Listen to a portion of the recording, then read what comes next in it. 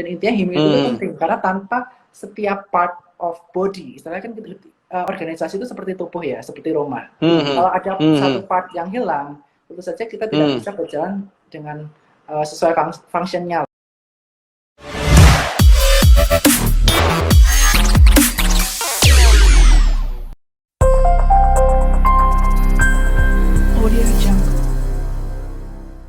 Kali ini The Consulting kita akan IG Live bersama dengan salah satu narasumber yang sangat luar biasa menurut kami ya. Masih sangat muda, masih sangat muda ya. Tapi beliau sudah menduduki posisi tertinggi guys di salah satu perusahaan sekuritas yang terbesar ya di Indonesia ya. Beliau adalah namanya Bro Bernardus Wijaya ya. Jadi hari ini kita akan belajar banyak dengan beliau ya.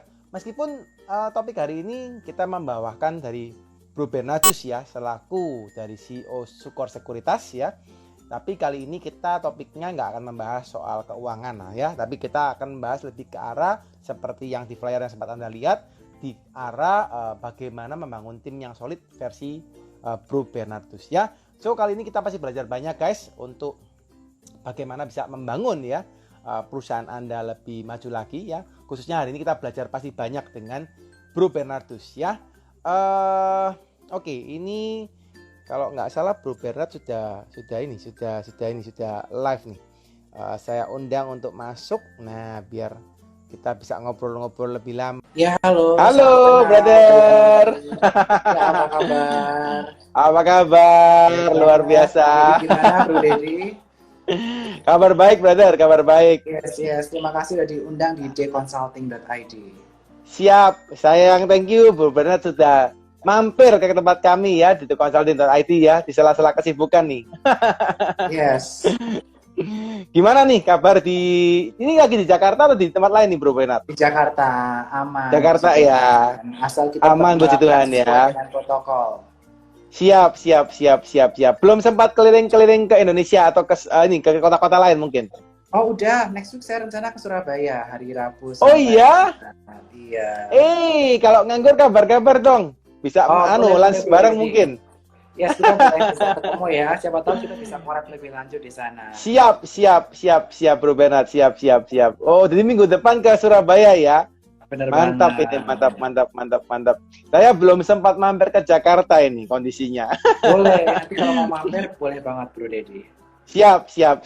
Kebetulan kami ada kantor di Jakarta juga, Bro. Kebetulan di daerah Intercon. Iya. Oke. Sebelum COVID mesti sebulan sekali berangkat sana. Cuma yang ini agak di hold dulu nih. Oh iya Bro. Gimana ini kondisi perusahaan waktu COVID, brother, di Sukor? Kondisinya gimana nih? Nah, kalau untuk kondisi COVID ini sekarang kondisinya udah masih WFA ya sebetulnya untuk Sukor Sekuritas. Yes. Dan kita menerapkan protokol untuk teman-teman yang masuk dan kapasitas masih kita batasi di 25%. Dan untuk 25% brother berarti ya? 25% yes. Dan untuk karyawan lainnya tetap yang bisa work from home, kita rekomendasikan untuk work from home untuk istilahnya supaya mereka lebih aman, lebih jauh dari exposure virus dan juga lebih keluarga. Tetapi tentunya kita tetap terapkan sistem monitoring dan juga kontrol supaya mereka betul-betul melakukan hal yang terbaik dalam pekerjaan dan tidak menghambat bisnis as usual-nya seperti itu.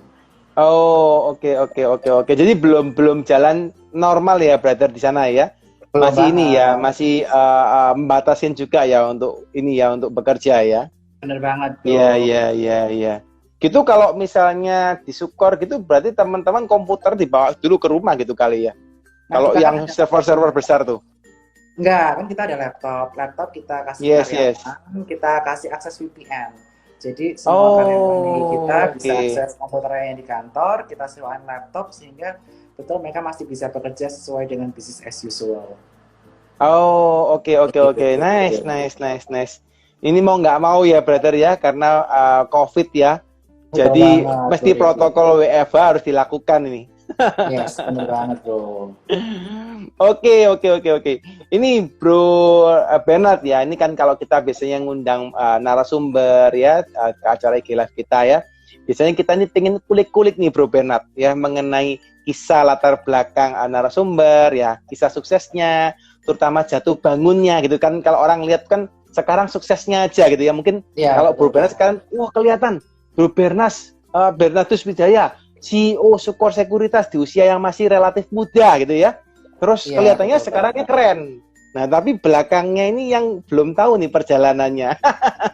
Ya, Hari ini betul kita mau banget. kulik-kulik ya, brother ya. Hari ini mau Boleh kulik-kulik ya. banget, Bro Deddy. Siap. Nah, mungkin boleh, brother, diceritakan, brother, kisah hidupnya, mungkin sampai kok sekarang jadi CEO. Mungkin masih relatif muda kan ya, brother ya, Ya, betul banget. usianya ya. Jadi Hmm. sebelumnya saya lulus dari ITB, saya kuliah teknik kimia di Bandung, lulus tahun Oke, 2013. Saya angkatan 2009. 2013. Yes, benar Hmm. banget. Dan juga kemudian di tahun 2013, waktu itu kan oil price sedang turun banget. Nah, kita yang di Yes. jurusan chemical engineering susah untuk cari pekerjaan di bidang oil company. Nah, that's why waktu itu saya Oh. memutuskan untuk kerja di ibu kota lah, di Jakarta, dengan tujuan untuk mendapatkan ya salary kan lebih bagus ya di ibu kota, terutama di sektor keuangan, di perbankan. Yes. Dalam hal ini saya bisa diterima di Citibank Indonesia sebagai City manajemen Bank associate. Indonesia. Yes. Oke. Nah, di situ saya masuk sebagai manajemen trainee, manajemen associate. Jadi kita benar-benar di grooming langsung sama HRD plus sama jajaran top manajemen. Jadi bersyukur banget sama Tuhan bisa masuk ke manajemen associate. Nah, di situ saya masuk rotasi 1 itu di kustodian. Di istilahnya bank kustodian itu Securities and Fund Services. Nah, di bank kustodian itu benar-benar belajar something yang really different dari bank yang kita biasanya konvensional itu.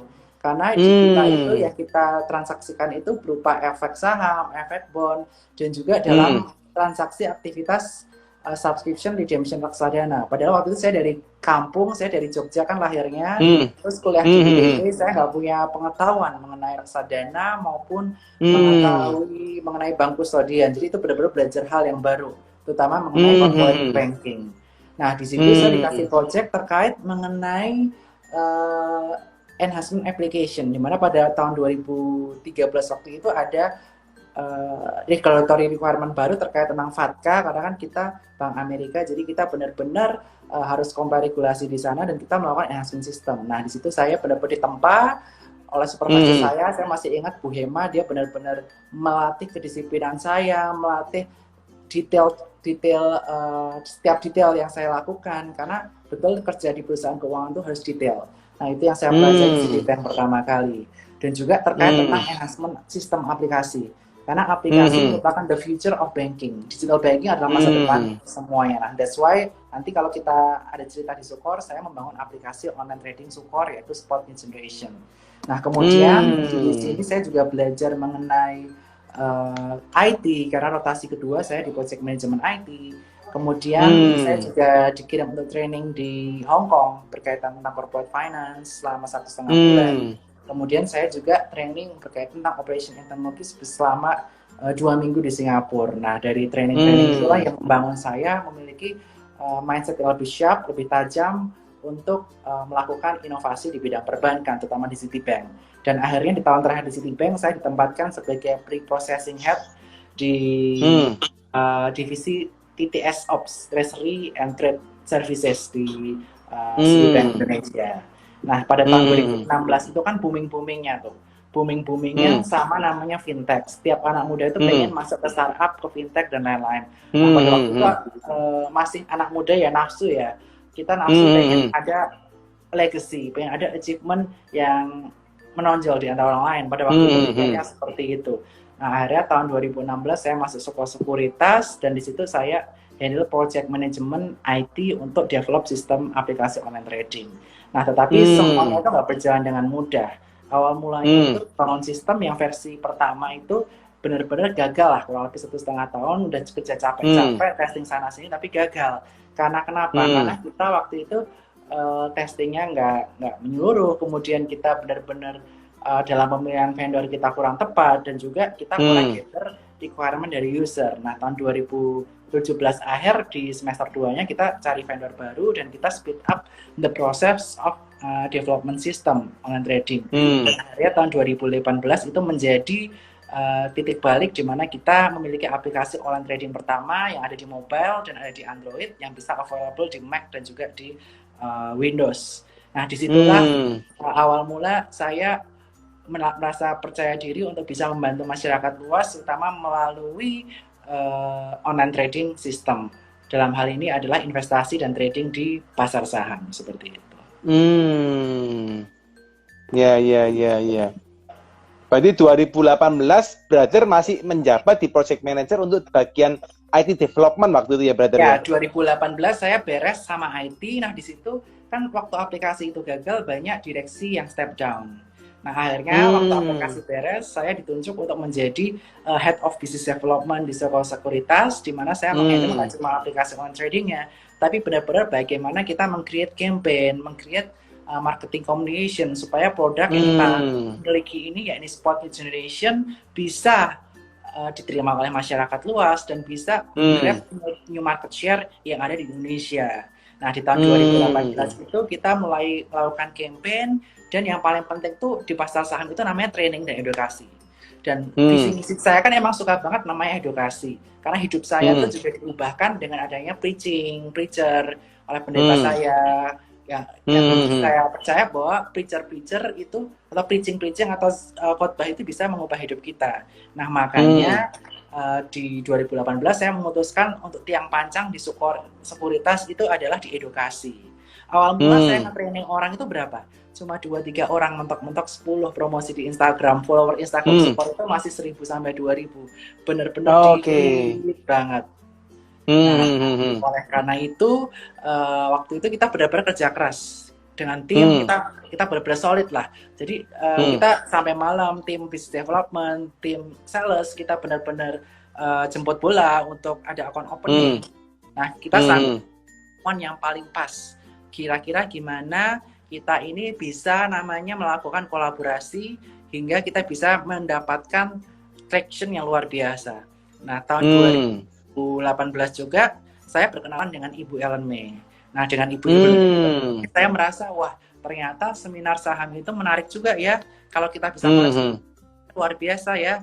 Nah, jadi kita langsung terpikir untuk kolaborasi dengan influencer saham. Karena influencer saham itu banyak sekuritas. Itu yang saya rasakan 2018. Jadi strategi kita ubah dari training dari sekuritas, kita collab sama komunitas. Yang pertama selanjutnya investor muda dan lain-lain, dan dengan kita berkumpul komunitas-komunitas saham itu bisa ada traction di sekolah sekuritas dan mereka mengenal namanya aplikasi Spot New Generation. Dan tim di sekolah pertama di retail dan business development pun terus berkembang. Business development tadinya cuma 3-4 orang, sekarang lebih dari 10 orang. Kemudian retail tadinya salesnya cuma 1 ruangan, kita sekarang harus 2 ruangan di Jakarta. Dan ini yang menjadi semangat baru kita untuk bukan hanya mencetak keuntungan buat perusahaan, tapi kita ingin mengedukasi banyak masyarakat luas, banyak anak muda untuk mulai investasi. Karena saya melihat nih, saya mengalami sendiri, orang-orang Jakarta tuh hidupnya tuh hedon. Mereka nafsunya mereka sendiri dengan tema hidup YOLO, you only live once. Nah, you only live once itu kamu hidup sekali untuk senang-senang aja. Anak-anak muda Jakarta tuh rata-rata begitu. Sampai mereka investasi, nabung untuk masa depan mereka. Nah, akhirnya kepikiran, tim marketing communication gue hebat-hebat nih. Ada Debbie, Aini, mereka kepikiran untuk membuat, kita jangan langsung ke saham. Kita berangkat dari keresahan masyarakat, keresahan anak muda dengan gaya hidup YOLO. Nah, dari gaya hidup YOLO itu, kita langsung turunkan, dan kita turunkan mereka harus namanya investasi, mengumpulkan dana darurat sampai akhirnya investasi. Dan dari situ edukasi kita udah luar biasa. Kita event udah lebih ratusan event yang kita lakukan, puluhan ribu orang yang kita training, dan total convert jadi nasabah dari tahun 2018 itu udah lebih dari 10.000. Jadi itu achievementnya. Mantap. Puluhan ribu masyarakat, terutama anak muda yang menjadi target market kita. Begitu. Yes. Keren, brother. Dalam waktu almost 2 tahun ya, 2 years ya. Yes, kamu you bisa convert 10.000 nasabah baru. Ih, keren. Yes, puji Tuhan. God grace lah. Dan itu semua by online ya, brother ya. Maksudnya mereka trading by online ya. trading by online, tapi kita sempat suffer di tahun 2018 sampai 2020 awal itu kita pembukaan rekeningnya masih secara manual, nasabah ngisi manual di form segala macam, itu yang menyebabkan conversionnya menurut rendah banget. Makanya that's why tahun 2018 sampai 2020 itu kita lebih banyak offline, karena kalau online form kan ribet. Nah akan tapi karena COVID kita harus online, dan puji Tuhan sebelum COVID berlangsung bulan Februari Maret itu kita udah launching e-form, jadi nasabah bisa buka rekening melalui online platform, melalui website. Thank you to Vepsa. Tim aku waktu namanya Vepsa Adriani, dia luar biasa kerjanya. Vepsa ini membantu Sukor melalui e-formnya, dan kali ini nasabah udah bisa buka rekening secara online. Jadi pembukaan rekening bisa dipercepat, cuma 2-3 hari kerja, bisa secara online pakai aplikasi e-form.sukosukas.com, dan conversionnya tinggi karena kita nggak bisa menjalankan event secara offline. Dulu kekuatan Sukosukas 2018 sampai 2020 itu kekuatannya di offline, tapi seiring jalan waktu kita harus menyesuaikan zaman. Nah, leader itu harus bisa namanya adaptasi, itu yang menjadi kunci. Waktu kita bulan Maret COVID, awal mula tuh saya stres dan tim, kita harus gimana? Kita biasanya kuatnya di offline, tetapi what should we do supaya kita itu tetap bisa memberkati banyak jiwa, memberkati banyak orang, dan masih bisa convert ke nasabah yang menjadi tanggung jawab kita ke shareholder perusahaan juga. Nah akhirnya kita kepikiran gimana kita bikin IG Live. Nah karena kita pengen, ya nggak ada salahnya lah kita mencoba. Awal mulanya yang nonton IG Live tuh dikit lah, 20-30. Sampai sekarang kita IG Live rutin tiap hari Selasa si Talks, yang tiap hari Jumat tuh Talks, Trader Talks, yang Selasa CEO Talks. Yang nonton minimal itu 150 lah. Dan sempat mencapai 15.000 di tiap IG Live dengan sebuah sekuritas. Jadi branding kita udah mulai jalan. Jadi intinya selain kita perlu adaptasi, kita perlu namanya persisten. Jadi awal mula kayak tadi event offline cuma 2-10 orang. Terus selanjutnya kita event offline di Solo kita sampai 2.000-3.000 orang. Di Surabaya sampai 200-300 orang. Di IDX bisa lebih dari 500 orang. Nah jadi istilahnya apa? Untuk kita bisa mencapai jumlah yang besar, kita harus setia dalam perkara kecil terlebih dahulu. 2-3 orang sampai 10 orang kita layani dengan baik, kita berikan edukasi yang baik, dan tentunya dengan kita melayani dengan yang paling baik, dengan jumlah sedikit pun itu akan melatih diri kita juga. Public speaking jadi lebih bagus, ngomong sama dikit orang sampai kita jadi lebih percaya depan kamera, percaya diri. Itu perlu banget. Kita harus ada perkara kecil. Kenapa? Karena bukan karena kita itu kalau langsung gede, ya tentunya kita hasilnya nggak akan bagus kalau kita belum mulai dari dikit dulu. Kalau kita masih dikit-dikit, kita bisa cari feedback dari orang-orang yang mengamati event tersebut.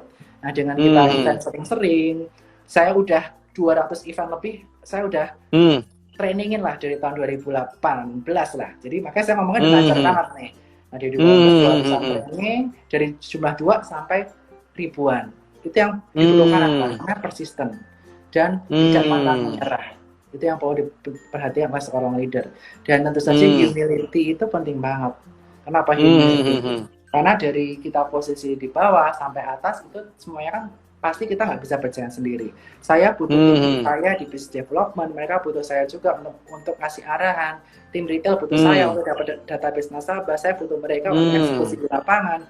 Dan intinya humility itu penting karena tanpa setiap part of body, istilahnya kan organisasi itu seperti tubuh ya, seperti rumah. Kalau ada satu part yang hilang, tentu saja kita tidak bisa berjalan dengan sesuai fungsinya lah. Nah, itu juga dengan perusahaan.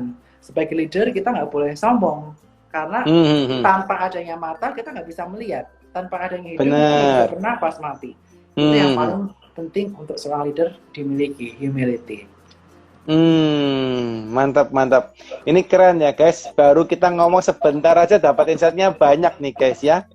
Jadi tadi digaris bawahi guys ya, leader itu harus membumi, bahasanya gampangnya gitu ya. Nggak boleh hanya merasa, oh saya ini leader ya, saya harus yang bagian menyuruh-nyuruh gitu ya, biasanya kayak gitu, bagian tukang suruh. Tapi ini kebalik guys, malah kita harus turun ke bawah, kita bantu, kita saling sharing dan kawan-kawan ya. Betul nice. Nah, berarti tadi belum sempat cerita nih. Perjalanan dari you sebagai seorang project management di IT ya tadi ya, sampai ke CEO ini prosesnya gimana nih, brother? Pertama, sebelum kita masuk ke suatu bisnis, we have to understand. We have to understand Yes. apa key success factor, gimana kita bisa berpengaruh di perusahaan tersebut. For example, di sekuritas. Sekuritas itu kuncinya apa? Yang pertama, you have to understand all of the IT application. Kamu harus mengetahui aplikasi IT. Gimana kita bangun aplikasi online trading di HP yang bagus, di iOS, di Android, di laptop, di Mac. Itu kita harus menguasai itu. Dan kita nggak boleh hanya menguasai aplikasi user interface-nya doang. Tapi kita harus menguasai namanya operation. Dari angka-angka itu datangnya dari mana?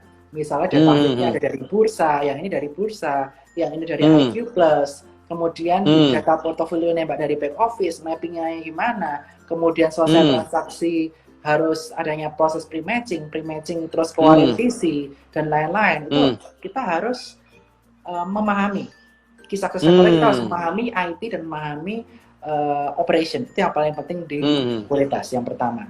Nah, dari situ setelah mempelajari hal itu, saya ketemu lagi yang kedua. Yang penting selain IT and operation itu apa? Yang kedua, kita harus memahami bagaimana kita bisa mengajak orang menjadi investor yang sukses. Kita harus belajar namanya fundamental and technical analysis. Fundamental analysis saya udah pelajari waktu saya diberangkatkan training di Hong Kong. Waktu itu corporate finance, membaca laporan keuangan dan lain-lain itu saya udah pelajari waktu saya di Hong Kong.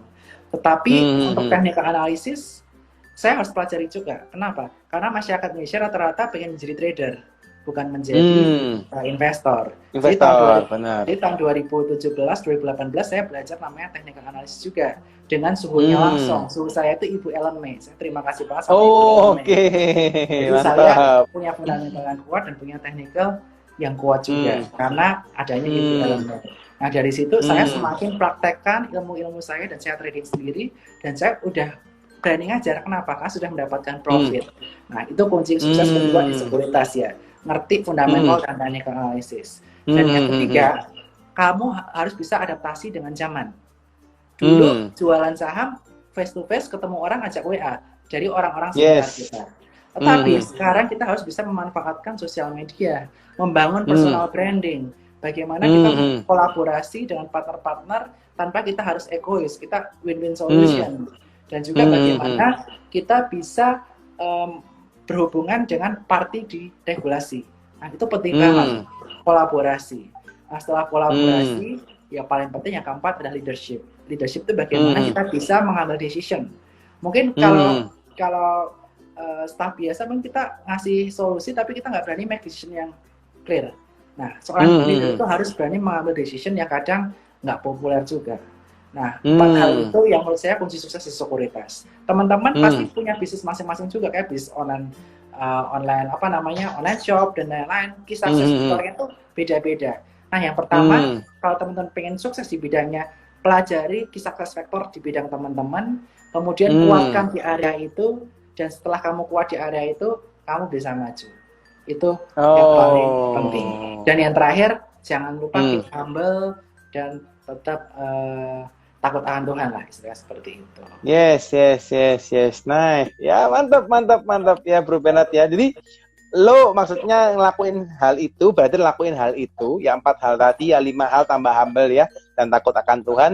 And then after that you make the pattern, you make the way ya, dari seorang project manager until you have a CEO position ya di Cukor ya.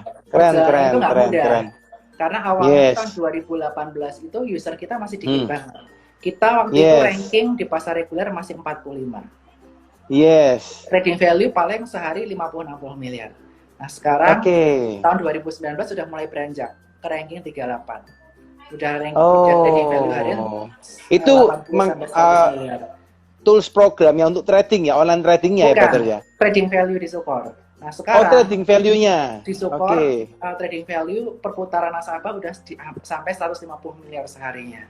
Dan satu harinya kita udah ranking 26. Jadi, 26. peningkatannya udah cukup signifikan. Dan kita untuk itu sudah naik 2 kali lipat ya, brother ya? Yes. Dan untuk broker Yes, lokal, yes, sekarang yes. kita udah di top 15. Udah 15 besar Oke. untuk broker lokal, termasuk BUMN. Kita ranking 15 besar. Yes, yes, yes. Keren, keren, keren, keren.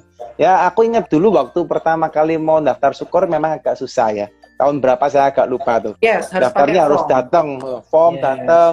Pengen mau trading gimana caranya? Ya kamu harus ngomong sama saya gitu ya. Waktu itu saya ingat berapa tahun yang lalu memang termasuk salah satu emiten, reksadana Sukor kalau nggak salah termasuk gain yang cukup besar kalau nggak salah ya. Betul. Gain yang terbesar lah antara sekuritas yang lainnya. Cuma waktu itu memang belum ini ya, belum online full lah waktu tahun-tahun beberapa tahun yang lalu ya. Benar. Sekarang kalau dibuat seperti ini keren banget nih. Ya, teman-teman yang buka online, Bro Dedi nanti buka online sama Sukor lah. Ntar kita WA. Siap. Sukor supaya kita bisa tahu oh awalnya gimana, jadi gimana kan tahu prosesnya. Dulu nggak ada aplikasi di Android, di iOS, sekarang ada. Gitu. Mantap. Ini harus dicoba nih. Nanti kita jabrian ya, brother ya. Boleh banget. Iya. Brother, ini menarik nih terkait dengan tadi yang brother sampaikan ya. Saya mendapat banyak inspirasi ya dari brother yang sesuai dengan yang brother sampaikan ya. Nah, kalau nyambung dengan membangun tim, brother. Tadi kan sempat bro sampaikan ya bahwa kita membangun tim seperti A, seperti B, seperti C gitu ya. Kalau saya lihat brother ini kalau dari nada suaranya, ini kalau saya belajar nggak tahu salah benar saya nggak tahu brother ya. Kalau saya lihat sih brother ini tipikal pemimpin yang kerjanya itu tak gitu ya brother ya. Cepat kalau kerja. Apa benar ya? Bener banget. Kok tahu? Bener bro? Ya. Yes. Dari nada suaranya ini langsung kelihatan brother bahwa orang cepat sama nggak cepat itu dari cara ngomongnya. Kalau brother kan cepat banget kalau kerja gitu ya. Yes, bener. Nah, ngomongnya aja cepat ya. Iya. Nah, gimana nih brother? Kalau misalnya ya Bro Bernard ya, sekarang pengennya cepat gitu ya. Lalu dapat tim ya, di mana tim kan kadang-kadang nggak bisa nyamain dengan kecepatan kita ya. Kadang-kadang ada mungkin tim yang rada mungkin average gitu ya, atau mungkin agak mohon maaf agak lambat gitu ya.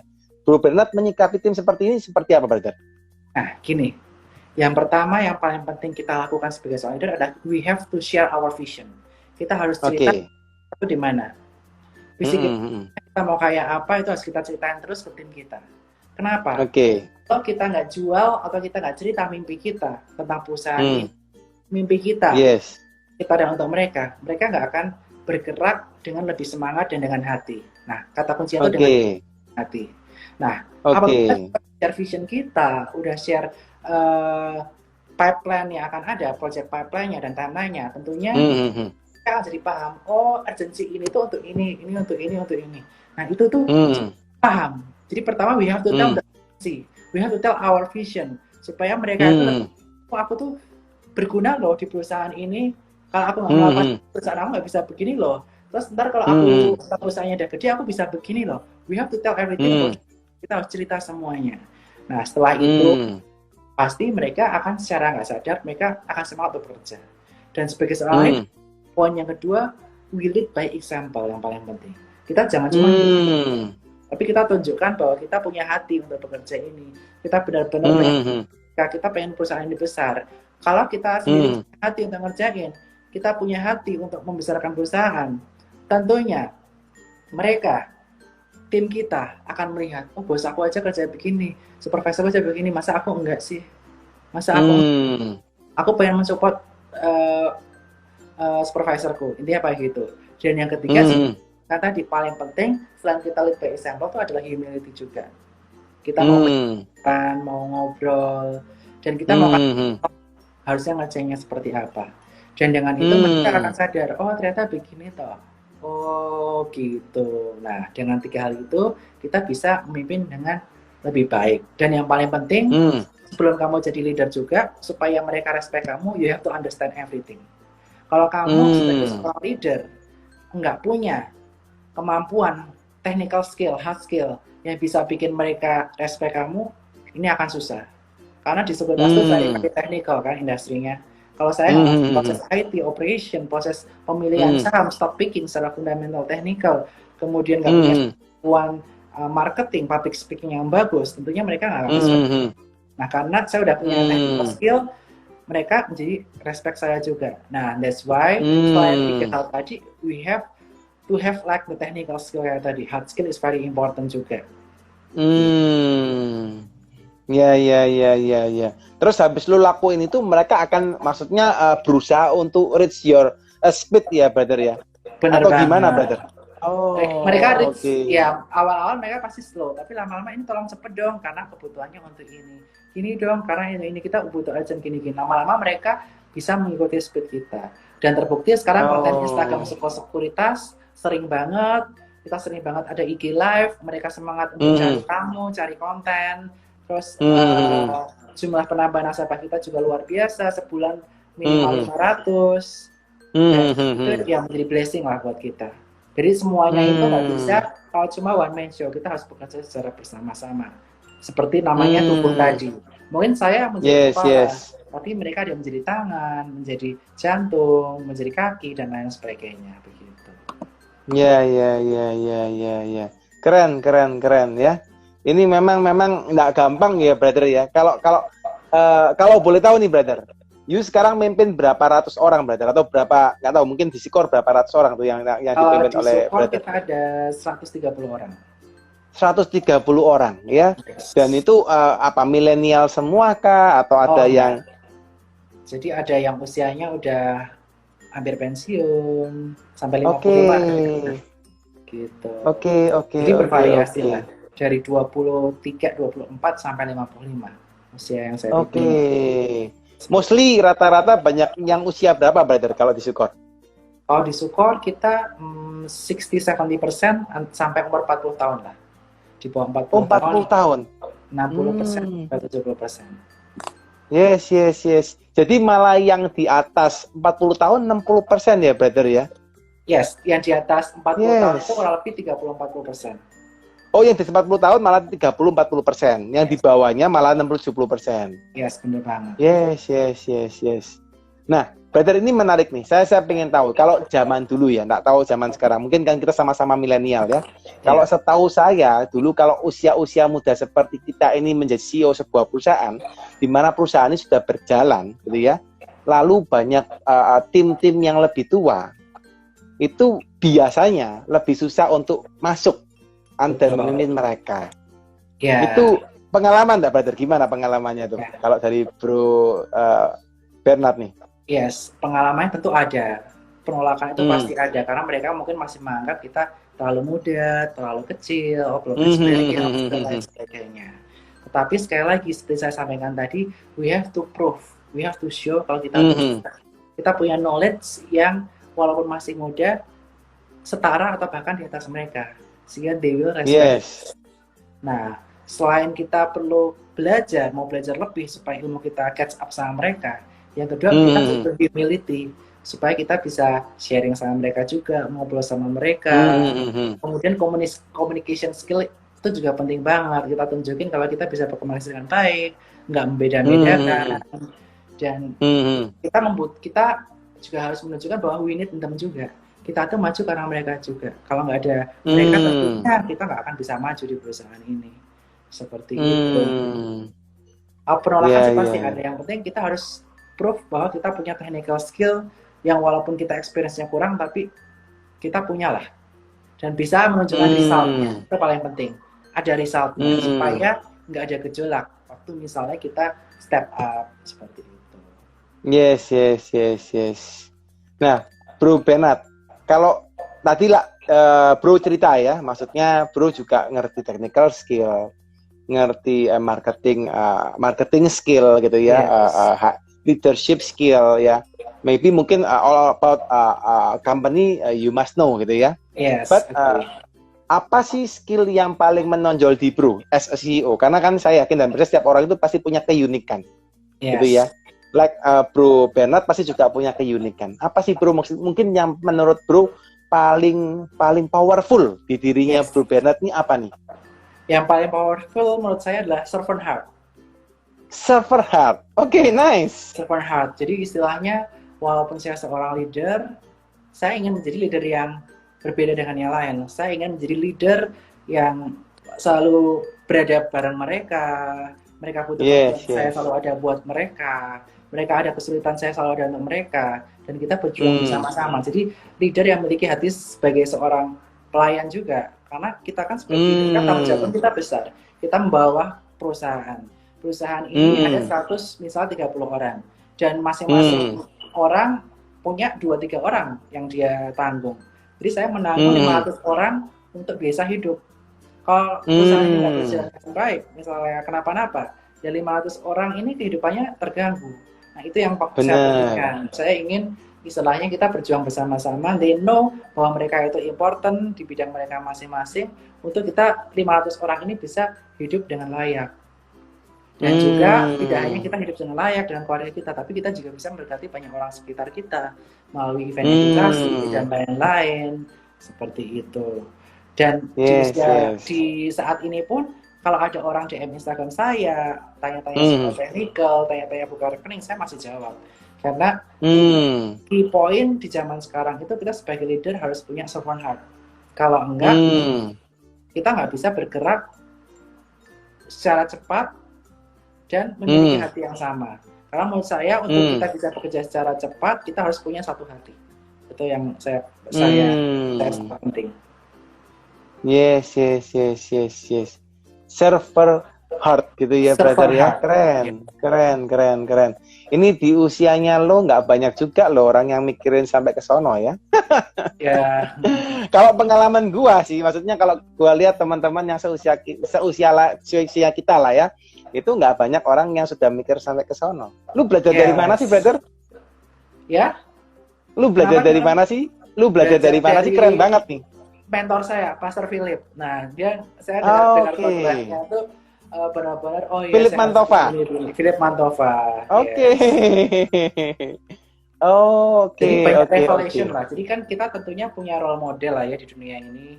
Yes. Role model kan kalau misalnya kita hidup nggak ada role model, kita nggak tahu kita tuh contohnya siapa sih leader yang bagus. Nah kalau saya cari contoh leadernya ya Pastor Philip inilah. Nah, dia bermain dengan dia punya technical skill yang bagus untuk preaching. Dia punya humble juga. Yes. Gitu. So you just melihat atau mengamati gitu ya, mengamati beliau. Dan dengerin khotbahnya dia. Kan tentunya dari dia perkataannya kan pasti ada revelation, paling ada yang kita ambil lah. Jadi kita tuh emang harus humble. Kenapa tadi? Kita harus humble itu karena kalau kita nggak humble, kita nggak bakal dengar dari orang lain. Itu yang paling penting. Yes. Karena kita humble, kita mau dengerin pendeta itu ngomong apa, atau orang lain mentor kita ngomong apa. Tapi kalau kita tinggi hati, orang ini ngomong begini, padahal belum tentu yang dilakuin benar. Ya, namanya juga masih manusia ya, pasti ada salah. Ya kita ambil baik-baiknya aja. Kita bisa lihat donat dari bolongannya doang. Tapi kita lihat donat ada isinya juga. Kita lihat gelas itu jangan cuma dari kosongannya doang, tapi kita lihat yang ada airnya. Itu yang harus kita lihat dalam kehidupan ini. Orang ngasih tahu kita, mungkin kita lihat, orang itu emang tradingnya cuan. Tetapi kita pasti di setiap perkataan orang itu ada revelation, ada hikmat yang bisa masuk ke kita, yang kita pelajari sebagai ilmu bekal kita di masa yang akan datang. Makanya saya nggak pernah peduli dia itu tradingnya cuan atau enggak dan lain-lain, tapi kalau dia mengajari sesuatu yang baik, make sense dan bisa dipraktekin, kenapa enggak? Ya. Keren. Ini mungkin sambil teman-teman dengerin ya, kalau seandainya ada yang mau ditanyakan, monggo silakan teman-teman yang mau bertanya. Ini ada nih pertanyaan dari siapa nih? Kak Nani ya, Sugiyarti. Kak Bernard usianya berapa sih? Ini langsung tanya to the point nih, brother. Usianya 29 tahun ini. 29 kawan ya, 29 guys ya, masih sangat relatif muda. Berarti itu tahun berapa ya? Tahun 91 berarti ya? 91 benar. Wih, keren, 91 Bro, ya. tahun berapa, Bro Dedi? Saya 86, brother. Oh, 86, 5 tahun di atas. Yes, kita pasti nggak tahu lah. Nggak jauh. Ya, nggak jauh. Iya. Jadi 91. Yes. Nah, ini menarik sih ya. Jadi, teman-teman kalau belajar dari Bro Bernard ini, tak lihat dia mempraktekkan sekali apa yang namanya sebagai pemimpin, sebagai pelayan. Ya, kalau saya pernah belajar dari ini ya, brother ya. Mungkin Bro juga pernah tahu namanya Paulus Bambang, brother. Pernah dengar nggak? Saya ya, pernah Pak Paulus sama Bambang. Beliau. Saya pernah collab Oke, beliau, bareng. ya ya, collab Sukor dengan Pak Paulus ya. Dengan Pak Paulus, betul. Siap, siap. Beliau mentor saya, brother. Ya mentor Wow. secara organisasi. Kita punya satu organisasi namanya KBC ya, Kingdom Business Community. And then beliau juga mengajarkan brother ada 7 karakter kepemimpinan, ya 7 karakter kepemimpinan. Yang pertama adalah karakter kepemimpinan seperti penjajah gitu. Kalau mungkin Bro Bernard pernah baca bukunya leadership ya by Paulus Bambang ya. Nah, yang pertama dia punya ini ya, karakter yang pertama adalah sebagai penjajah, sebagai penjajah. Yang kedua sebagai pemungut cukai gitu bahasanya gitu ya. Yang ketiga sebagai pengawas, yang keempat sebagai petani, yang kelima ini sebagai pelayan, brother. Ya. Ini yang Bro sampaikan. Ada lagi yang keenam dia sampaikan sebagai penggembala. Ya, yang ketujuh, yang terakhir dia sampaikan sebagai parents. Dan ini menarik sih, karena Bro sudah terapkan itu di Sukor ya, server heart ya. Jadi kita melayanin tim kita, bagaimana kita bisa melayani tim kita lebih baik ya, supaya mereka juga bisa lebih berkembang ya. Menarik. Ya. Ini ada pertanyaan lagi nih, brother, dari Kak Deska ya, Karin Panjaitan. Ini langsung nih. Kenapa dulu terpikir buka Sukor Sekuritas? Apa kelebihan Sukor Sekuritas ya, Bro Bernard? Ini langsung tanya to the point nih, brother. Jadi saya itu di Sukor Sekuritas tuh bukan owner. Owner namanya Bu Indra. Saya ini profesional yang di-hire dan saat ini menjadi CEO, istilahnya begitu. Nah, kenapa harus buka Sukor Sekuritas ya? Ini langsung nanya nih. Jadi Sukor Sekuritas itu fee-nya itu paling murah, 015, 025. Kita nggak ada fee bulanan, kita benar-benar fee bulanannya itu ke bursa kita subsidi dengan tujuan apa? Kita pengen mengenalkan investasi dan trading saham itu ke semua masyarakat. Dan tentunya saja aplikasi Sukor Sekuritas ini real time, nggak lag, dan hampir nggak pernah nge-lag lah. Itu paling penting untuk trading saham dan investasi saham. Dan tentu saja kita sering mengadakan edukasi yang menjadi core kita minimal seminggu 3 kali. Itu ada di hari Selasa, Jumat, dan ada hari Sabtu untuk webinarnya dengan tujuan supaya benar-benar mereka trading bukan gambling, investasi bukan gambling. Tapi semua ada dasar dari keputusannya. Seperti itu. Yes. Kalau penasaran buruan tuh follow ya IG-nya Sukor Sekuritas, guys. langsung daftar ya, ada e-formnya langsung, guys. Biar bisa belajar ya. Ya, pada buka Sukor Sekuritas ya. Nanti kita akan sering nonton bareng IG Live Sukor Sekuritas bareng saya. Besok saya juga ada IG Live, follow aja di @Sukor-Sekuritas besok bareng CEO MNCN, Pak David Audi. Mantap. Bro pernah tahu enggak, Bro, ini satu komunitas namanya HBC? Pernah tahu enggak? Belum tahu. Happy Billionaire Community. Oh, belum tahu saya. Oh, belum pernah tahu ya, brother ya? Belum pernah. Pimpinannya namanya ini, brother. Bro Kunardi Halim sama Bro Johan. Itu beliau punya satu komunitas, brother. Mungkin dia punya ribuan atau puluhan ribu member. Itu untuk ini ya. Jadi diajarkan untuk edukasi saham. Wah, boleh Belum banget. pernah tahu ya, brother? Kenalin dong, ntar ya. Nanti, brother. Nanti. Ini kelihatannya bisa disambungin nih. Kita set up meeting ya. Siap. Kebetulan beliau di Tangerang, brother. Oh. Di Tangerang. Bukan di Surabaya. Jadi teman kita di Tangerang itu. Dia punya ribuan member. Dan saya termasuk salah satu membernya kebetulan. Ya, menarik. Loh, kalau nggak salah di Sukor juga kasih rekomendasi saham kan, kalau nggak salah ya, Bro Bernard ya. Kita ada rekomendasi saham dan kita berpilih, ada 2 pilihan, mau investasi, mau trading, ataupun mau scalper, kita kasih rekomendasinya. Oh, sama-sama juga dikasih rekomendasi kan ya. Betul. Tapi tetap kan ya, keputusan di tangan orang yang membeli kan ya. Betul, kita nggak boleh instruksi, karena kita nggak boleh mengoperasikan, karena istilahnya aplikasi online trading itu benar-benar kayak PIN ATM kamu. Jadi kamu bisa transfer kemana-mana pakai online M-banking kamu. Nah, perlakukan seperti M-banking kamu. Jangan orang lain tradingin kamu, ngelolain dana kamu, Padahal yang tahu risk profile kamu itu diri kamu sendiri. Nah, yang penting kita terus learning supaya kita bisa menjadi investor maupun trader yang handal. Seperti itu. Yes. Kalau menurut Brother Bernard nih, kondisi COVID gini, kalau ini mungkin ya teman-teman yang mau investasi saham gitu ya, kira-kira perusahaan apa nih Brother yang lagi baik nih Brother, kalau di kondisi COVID gini Brother? Kalau lagi COVID gini, tentunya yang baik untuk saat ini adalah perusahaan-perusahaan yang selalu dibutuhkan, walaupun COVID itu ada, walaupun krisis terjadi. Perusahaan apa itu? Perusahaan consumer. Walaupun kita lagi krisis, kita tetap perlu makan Indomie yang murah kan, kita CBP menjadi pilihan. Tetap butuh namanya internet, Telkom, pilihan. Tetap butuh sinyal. Ada BTS itu disediakan oleh pertoweran, TOWR, TBIG. Nah, itu yang selalu dibutuhkan. Tetapi banyak orang lupa bahwa nanti COVID itu akan berakhir. Akan pulih. Padahal banyak yang sektornya lumpuh di saat COVID seperti ini. Ya, jauh menurun. Seperti perbankan properti. Nah, perbankan properti itu menarik banget untuk kita tabung saat ini, kita invest saat ini, hingga nanti setelah COVID dia performanya mulai naik. Tentu saja itu kita namanya melakukan aktivitas profit taking dan mendapatkan capital gain seperti itu. Jadi perbankan properti ini harusnya masa-masa bagus untuk nabung ya, Brother ya? Bagus banget. Salah satu rekomendasi ada SMRA, Sumarekon Agung. Dia punya rumah-rumah murah di Sumarekon dan di Bogor. Dan juga kalau kita lihat BBNI itu memiliki valuasi yang paling murah, Bank BNI, dibandingin bank-bank yang lain.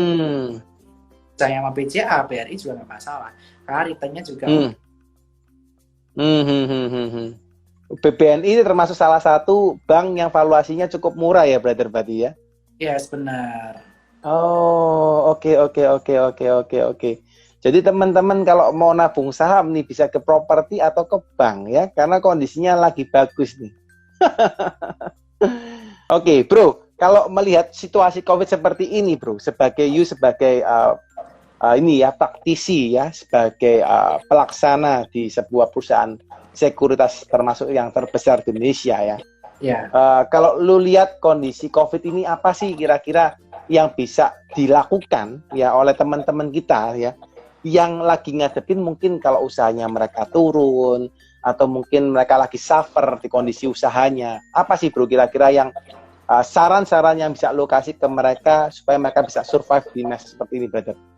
Yang pertama tentunya harus bisa beradaptasi. Seperti saya sampaikan tadi di sebuah sekuritas, awal mula kita buka rekening offline. Kalau kita tetap offline, berarti kita conversionnya nggak akan sebesar waktu kita bikin event offline. Nah, that's why kita melakukan inovasi dengan adanya melakukan namanya event-event secara online, edukasi secara online. Nasabah tetap dapat ilmu, tetap dapat manfaatnya, tetap ngerti gimana caranya investing saham dengan benar, tanpa harus dana alokasi, menyesuaikan dengan COVID. Begitu juga dengan bisnis lainnya, yang biasanya cuma buka toko, ya kita apply untuk Gojek lah, biar bisa di-delivery, bayar dikit, dan lain-lain. Lalu untuk bisnis-bisnis seperti retail, seperti pakaian-pakaian, ya bisa maksudnya pakai jual secara online, tentu itu bisa membantu banget. Dan selanjutnya yang kedua, selain kita adaptasi, kita harus pantang menyerah dan tetap beriman. Kita harus punya iman, tetap pantang menyerah bahwa segala sesuatu itu akan indah pada waktunya. Masalah saat itu untuk menguatkan kita di masa yang akan datang. Seperti itu. Yes ya. Jadi teman-teman yang lagi sabar hari ini ya kawan, ya mungkin yang lagi nonton, teman-teman tetap semangat ya guys. Ya, ini sudah masa akhir ya. Karena kalau Anda dengar mungkin di berita-berita juga vaksin COVID katanya nih bulan November, Desember ini mau dimunculkan ya. Bahkan sudah mulai diturunkan di lapangan, mau didistribusikan. Jadi pemahaman saya gitu ya. Kalau seandainya vaksin ini sudah mulai beredar, harusnya ekonomi akan kembali reborn ya. So jangan tunggu lama-lama. Sekarang harus siapin nih company-nya ya, seperti yang Bro Bernard sampaikan, harus adaptasi ya. Jadi jangan kita pakai cara yang offline terus ya, Brother ya. Offline waktu seperti ini pusing nih. Begitu juga saham. Saham kalau marketnya sideways, kita juga jangan paksain terlalu banyak rekomendasi yang buy on breakout. Saya juga menyesuaikan. Waktu market sideways atau bearish, rekomendasi saya banyak-banyak buy on weakness. Kalau ntar market rally lagi baru buy on breakout. Ini udah mulai agak rally naik, jadi makanya ada beberapa rekomendasi yang breakout. Nah, tapi kita masih 80% rekomendasi kita masih buy on weakness. Seperti itu. Oke. Semua adaptasi itu dipakai di mana aja. Yes. Jadi harus adaptasi, guys. Tidak hanya di saham, di perusahaan ataupun di diri kita sendiri ya, yang mungkin lagi stres ya atau galau gitu karena nggak bisa kemana-mana gitu ya. Sama juga ya. Harus adaptasi. Kayak misalnya kita adaptasi juga. Benar. Misalnya kita gajinya dipotong lah, amit-amit karena COVID. Yes. Penghasilan kita turun, kita harus adaptasi, hidup lebih sederhana, jangan terlalu boros, kita harus mengatur keuangan lebih ketat dan lain-lain. Jadi adaptasi itu harus di semua bagian. Seperti itu. Yes. Ini saya nggak pungkirin brother kalau pemimpinnya kayak lo gini, anak-anaknya pasti baik-baik nih ya, karena lu suka ngajar ya brother. Iya benar banget. You bimbing and you tunjukin bahwa memang lu yang omongin lu lakuin. Benar banget. Keren ya. Ini ya banyaklah insight ya kawan hari ini yang kita dapatkan dari Bro Bernard ya. Jadi tetap harus fighting ya, harus fighting seperti yang Bro Bernard sampaikan, adaptasi ya dan sebagainya ya. Oke guys, Bro Bernard nggak terasa sudah hampir 1 jam nih kita ngobrol ya, 54 menit nih kita ngobrol. Tinggal 6 menit tinggal 6 menit mati nih 1 jam soalnya kita terakhir ya. By the way, thank you so much brother ya. Thank you so much sudah accept undangan kita, sudah ngobrol panjang lebar dengan kami The Consulting ya. Saya rasa pengalaman brother di usia yang begitu muda ini tidak bisa dikalahkan brother dengan pengalaman-pengalaman yang lebih tua ya.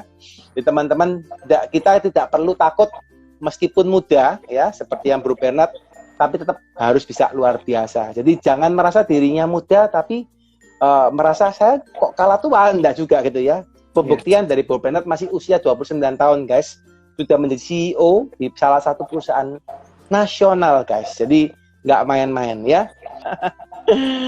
Oke, thank you sekali lagi Bro Bernard ya, thank you sekali lagi.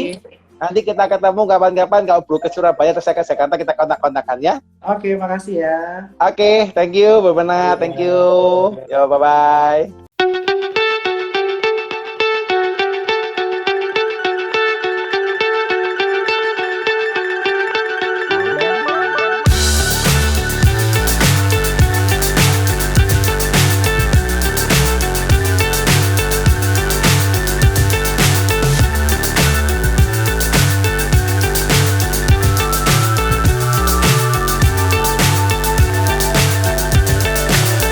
So high I'm hypnotized.